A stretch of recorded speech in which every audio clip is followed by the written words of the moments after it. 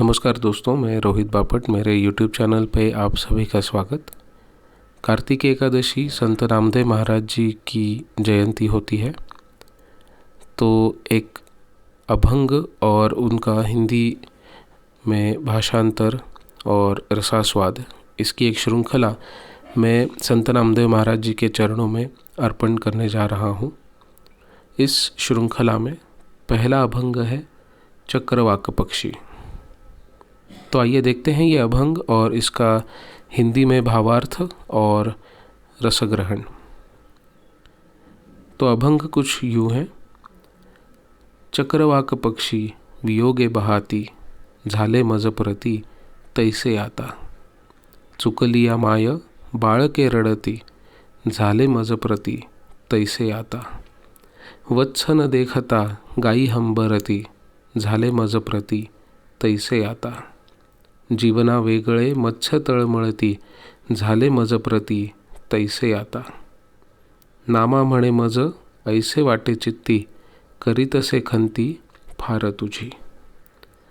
मित्रों, ये जो विरह की वजह से एक व्याकुलता का जो भाव मन में आता है, व्याकुल होने का जो भाव मन में आता है, उसका बहुत ही भावनात्मक चित्रण संत नामदेव महाराज जी ने इस अभंग में किया है।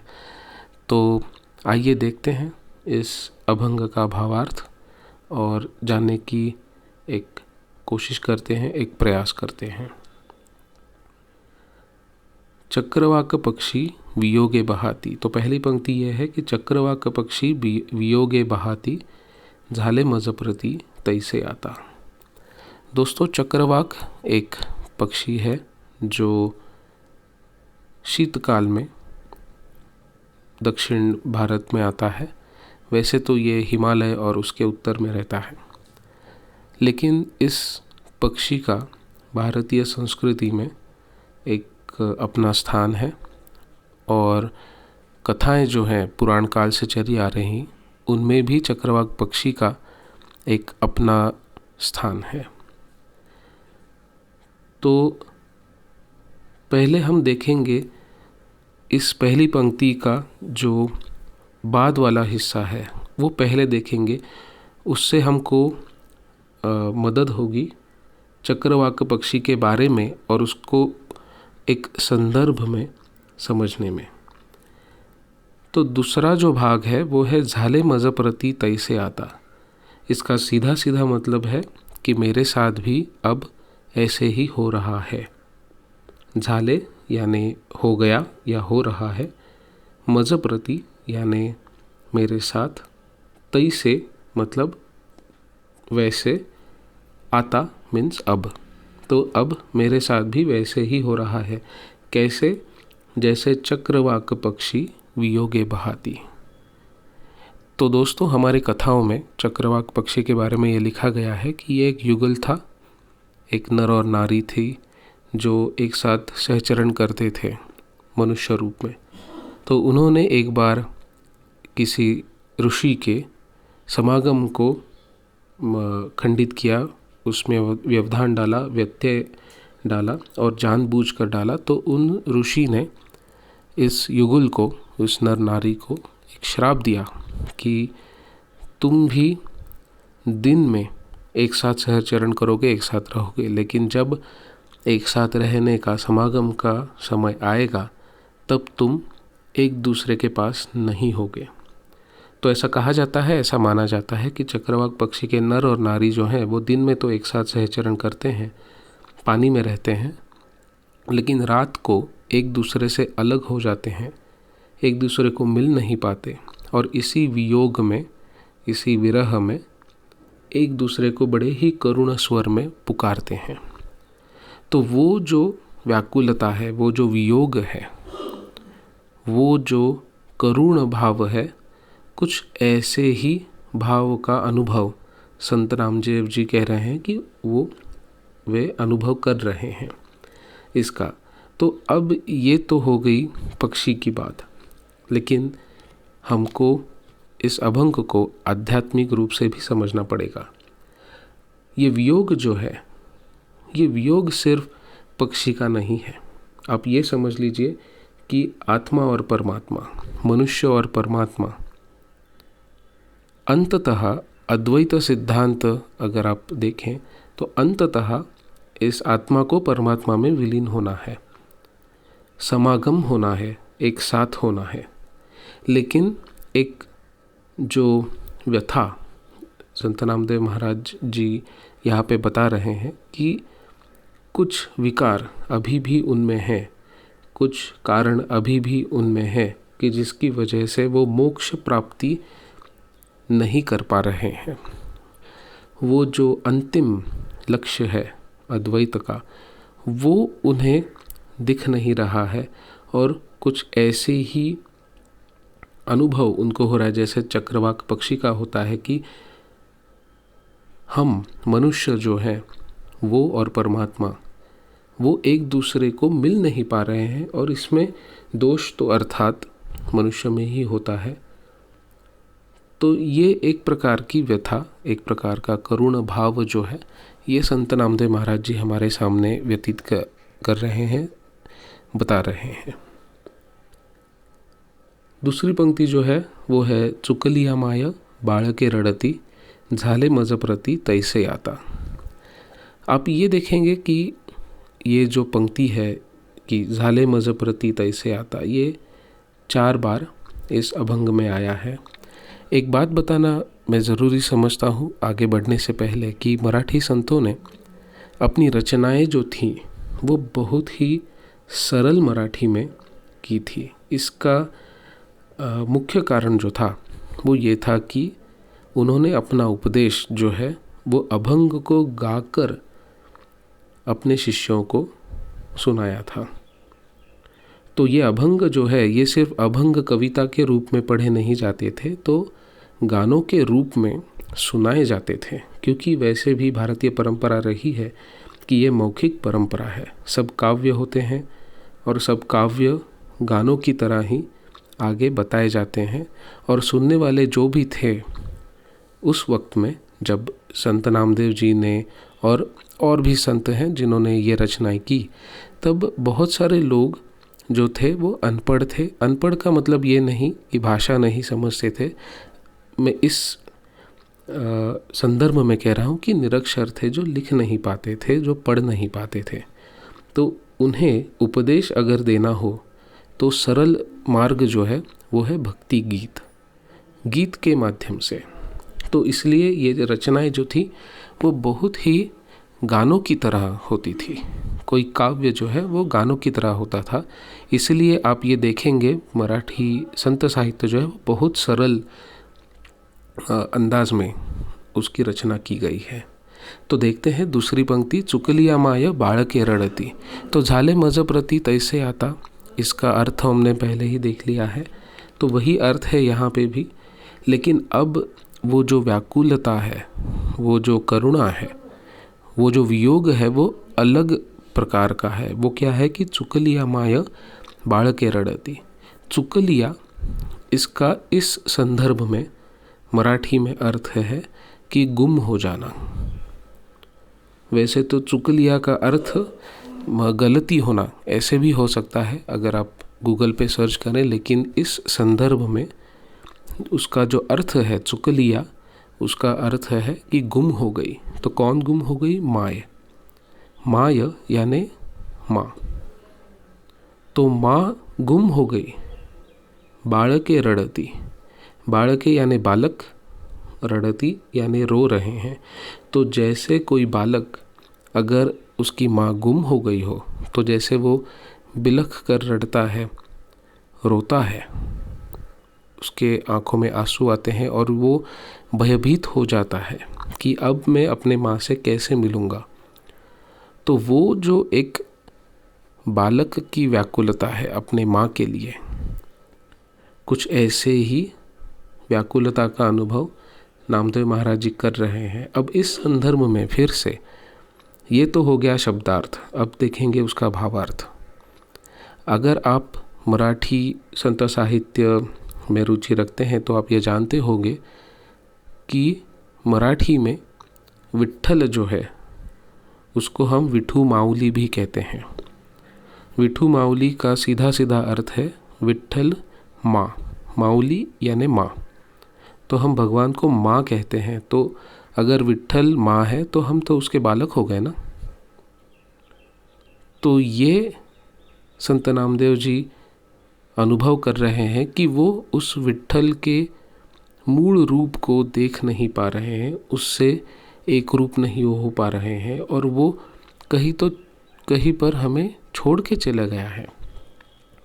दूसरी एक चीज़ जो मैं पहले बताना भूल गया वो ये थी कि ये अभंग जो है वो संत नामदेव जी के कृष्ण महात्म्य, श्री कृष्ण महात्म्य ग्रंथ में से है। तो सब संदर्भ जो है वो विट्ठल या फिर कृष्ण या फिर विष्णु, इस संदर्भ में हमको देखने पड़ेंगे और समझने पड़ेंगे। तो जैसे विट्ठल जो है या फिर कृष्ण भगवान जो है, विट्ठल एक कृष्ण भगवान का अवतार है, तो वो जैसे हमको छोड़ के गया है, ये अनुभव नामदेव महाराज जी को हो रहा है एक कि ये कैसे हमको छोड़ के चला गया। ये हमारी माँ है, ये भगवान, ये विष्णु विट्ठल हमारी माँ है, कृष्ण हमारी माँ है। तो वो हमें छोड़ के चली गई है, तो वो माँ के जाने के बाद जैसे बालक रोते हैं वैसे ही कुछ अवस्था मेरी भी हो गई है। ये व्याकुलता जो है ये संत नामदेव जी हमें बता रहे हैं। एक बात जो इस अभंग में नहीं है लेकिन मैं बताना अनिवार्य समझता हूँ, वो ये है कि हमारे ग्रंथों में कुछ कुछ संकेत दिए हुए होते हैं। उसमें से एक संकेत जो श्री कृष्ण भगवान के बारे में है वो ये है कि श्री कृष्ण आखिरकार अंत तक पूर्णतः किसी के भी नहीं हुए। न वो गोकुल के हुए पूर्णतः, न वो राधा के हुए पूर्णतः, न पांडवों के हुए, न द्वारका के हुए, किसी के नहीं हुए, न यादवों के हुए। क्योंकि अंत में जब उनका अंत समय समीप आ गया तो श्री कृष्ण भगवान जंगल में जाके बैठ गए अकेले। तो विश्व के जो पालनहार है, जो सनातन है, भगवत गीता में श्री कृष्ण कहते हैं कि मैं सनातन हूँ। तो सनातन जो है वो अंत में अकेले ही जंगल में जाके बैठ गए, इसकी बाट देखकर कि कोई आए और वो बाण जो है, वो तीर जो है वो चलाए। क्या कृष्ण भगवान जानते नहीं थे कि उनका अंत कहाँ पे है? जानते थे, लेकिन उन्होंने मनुष्य जन्म लिया था तो मनुष्य के भोग तो उन्हें भोगने पड़ेंगे। खैर, ये तो थोड़ी अलग बात हो गई, लेकिन ये सब हमें याद रखना चाहिए जब हम अभंग के बारे में, श्री कृष्ण के बारे में जब बोलते हैं, तब ये भी चीज़ हमें याद रखनी चाहिए कि वो जो हमारी माऊली है, वो जो हमारी माँ है श्री कृष्ण भगवान, अंततः वे भी अकेले थे। यहाँ पे संत नामदेव महाराज जी कहते कि जिस तरह एक बालक रोता है वैसे ही मुझे रोना आ रहा है। उन्हें लग रहा है कि भगवान ने उनका साथ छोड़ दिया, वो क्यों नहीं मिलता। ये व्याकुलता जो है वो इसी दिशा में है कि मुझे भगवान के साथ एक रूप होना है, उस परमेश्वर के साथ एक रूप होना है, और मैं हो नहीं पा रहा हूँ, इस द्वैत का भेद नहीं कर पा रहा हूँ, इस द्वैत का भंग नहीं कर पा रहा हूँ।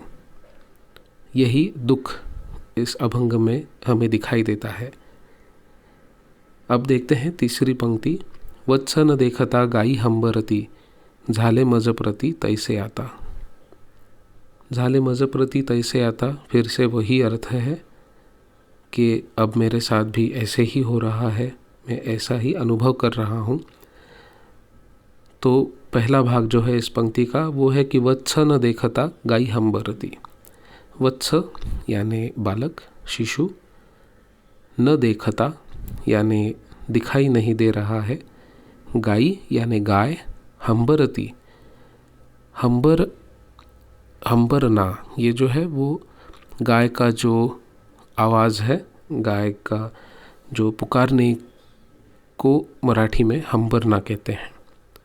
तो जैसे एक गाय अपने बछड़े को न पाते हुए आजू बाजू, अगर वो दिख नहीं रहा है, वो जिस प्रकार करुणा से भरी पुकारती है, वैसा ही कुछ मेरे साथ भी हो रहा है।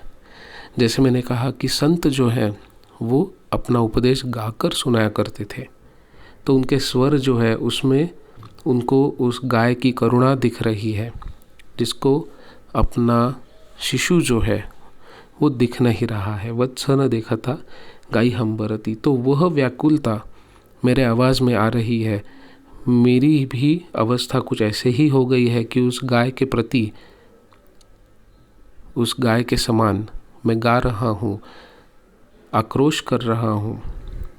करुणा से भरे मेरे स्वर हैं और मैं भयभीत भी हो रहा हूँ कि कहाँ चला गया मेरा वत्स, मेरा भगवान कहाँ चला गया। तो ये करुणा भी इस पंक्ति में हमको दिखाई देती है। अगली पंक्ति है, जीवना वेगळे मत्स्य तळमळती, झाले मज प्रति तैसे आता। ये पंक्ति समझने में थोड़ी आसान है, सरल है।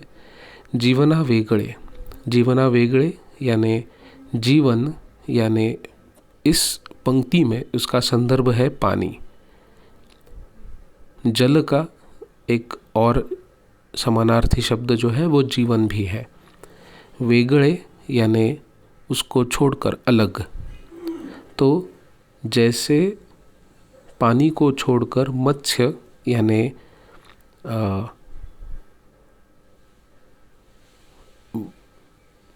मत्स्य जो मछलियाँ जो होती हैं वो जैसे पानी न मिलने से तळमळती, तळमळती यानी उनकी उनको ज़िंदा रहने में तकलीफ़ होती है। उसको और एक मराठी बहुत अच्छा शब्द है तड़फड़, उसे कहते हैं कि वो जीने के लिए, जिंदा रहने के लिए मछली जैसे पानी के अगर बाहर आए तो जैसे छटपटाती है। तो सीधा सीधा शब्दार्थ जो है हिंदी में तड़मळती का वो है छटपटाना। तो जैसे मछली पानी के बिना छटपटाती है, मेरे साथ भी ऐसे ही कुछ हो रहा है, मैं ऐसे ही अनुभव कर रहा हूँ। अब ये मत्स्य जो है वो है हम। ये तो मतलब हो गया शब्दार्थ। अब देखेंगे उसका भावार्थ क्या है। मत्स्य यानी भक्त या फिर मनुष्य प्राणी। तो मत्स्य के लिए, मनुष्य प्राणी के लिए, भक्त के लिए जीवन क्या है? जीवन वह अद्वैत है, जीवन वह परमेश्वर है। जीवन यानी पानी, मत्स्य रूपी मनुष्य जो है, भक्त जो है, उसके लिए पानी जो है वो जीने का एक जरिया जो है वो है परमेश्वर। तो अगर वो ही नहीं होगा तब तो छटपटाना तो तय है। वैसे ही जैसे मैंने कहा कि अभंग इस बारे में है कि द्वैत से अद्वैत तक जो यात्रा है वो पूरी नहीं हो रही। तो इसलिए भक्त को परमेश्वर के दर्शन नहीं हो रहे, भक्त को परमेश्वर मिल नहीं रहे। तो इसलिए उस मछली की तरह छटपटा रहे हैं जिसको पानी से बाहर निकाला गया है। जीवना वेगळे मत्स्य तळमळती, झाले मज प्रति तैसे आता। तो 4 पंक्तियों में संत नामदेव महाराज जी ने अपने अनुभव के कथन किया है कि एक प्रकार का वियोग जो है, इसकी वजह से उनको जो दुख हो रहा है, जो व्याकुलता हो रही है, उसका अनुभव जो है उन्होंने संत नामदेव महाराज जी ने शब्दों में कहा है। और ये व्याकुलता जो है, जैसे मैंने पहले कहा कि द्वैत से अद्वैत तक यात्रा जो है ये वारकरी संप्रदाय का मूल है। तो द्वैत का भेदन नहीं हो पा रहा, द्वैत भंग नहीं हो पा रहा, अद्वैत में विलीन नहीं हो पा रहे हैं। इस दुख को उजागर कर रहे हैं संत नामदेव जी। अब आखिरी जो पंक्ति है इस अभंग की, वो ये कहती है कि नामा म्हणे मज ऐसे वाटे चित्ती, करी तसे खंती फार तुझी। नामा म्हणे यानी नामदेव महाराज जी कह रहे हैं। ये इसी प्रकार है जैसे कबीर के दोहों में कहे कबीरा, वैसे ही नामा म्हणे।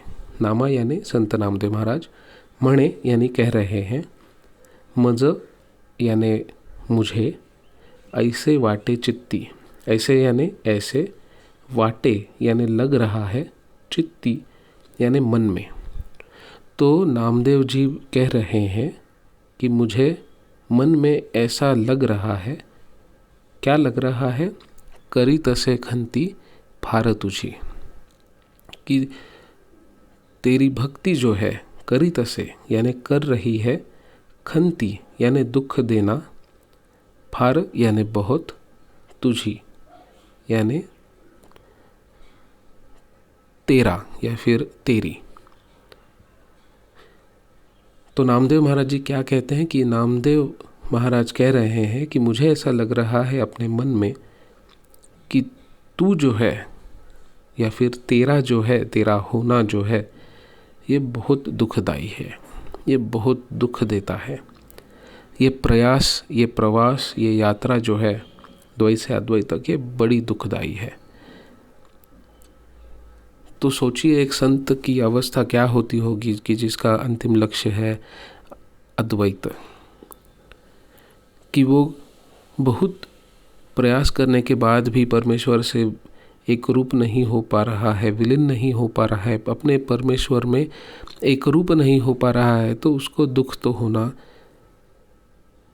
एकदम सरल सी बात है। तो यही नामदेव महाराज थोड़े रूठे हुए अंदाज में, और ये रूठना ऐसा भी नहीं है कि इसमें कोई खटास हो। भक्त अपने भगवान से रूठ सकता है, उसको ये पूरा अधिकार है कि भक्त अपने भगवान से रूठ जाए, लेकिन ये रूठना जो है उसमें भी एक प्रकार का प्रेम है, एक प्रकार की करुणा है। तो नामदेव महाराज ये कहते हैं कि तुम्हारी भक्ति जो है वो बड़ी दुखदाई है, बड़ी दुखदाई है। कि जैसे उन्होंने कहा कि जैसे चक्रवाक पक्षी का वियोग होता है, जैसे कोई बालक माँ के न दिखने से, उसके गुम हो जाने से उसको दुख होता है, भय लगता है और वो रोता है। जैसे गाय जो है अपने शावक को नहीं देखती तो वो आक्रोश करती है, रोती है, और जैसे मछली पानी के बिना छटपटाती है, ऐसा सब मेरे साथ हो रहा है। मुझे तो मन ही मन में लग रहा है कि तुम तक पहुँचने की जो यात्रा है ये बड़ी दुखदाई है, ये बहुत दुख देती है भगवान, बड़ी दुखदाई है। तो ये एक भक्त ही कह सकता है भगवान को, एक भक्त को ही अधिकार होता है भगवान से कुछ मांगने का, उससे रूठने का, ये अधिकार भक्त को होता है। तो ये एक, जिसको आप कह सकते हैं कि एक प्रकार की तकरार भी है भगवान को कि ऐसा क्यों कर रहे हो, और एक प्रकार से रूठना भी है कि तुम ऐसा मेरे साथ कर रहे हो।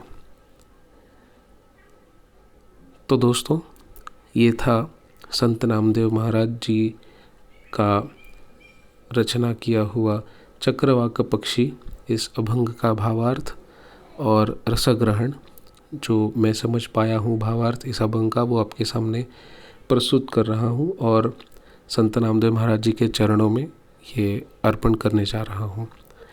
दोस्तों, एक बताना और मैं चाहता हूँ आप सभी को, वो ये है कि मैं खुद हिंदी भाषिक नहीं हूँ, मेरी मातृभाषा मराठी है, लेकिन मैं ये प्रयास कर रहा हूँ कि ये संत साहित्य जो है, ये खजाना जो है, वो सिर्फ मराठी में सीमित होकर न रहकर हर किसी को, हर विष्णु भक्त को, हर भक्त को, या फिर जिसको भी संत साहित्य में रुचि है, इसका अर्थ ये नहीं है कि सिर्फ सनातन मानने वाले लोग, उनको ही इसका लाभ मिले।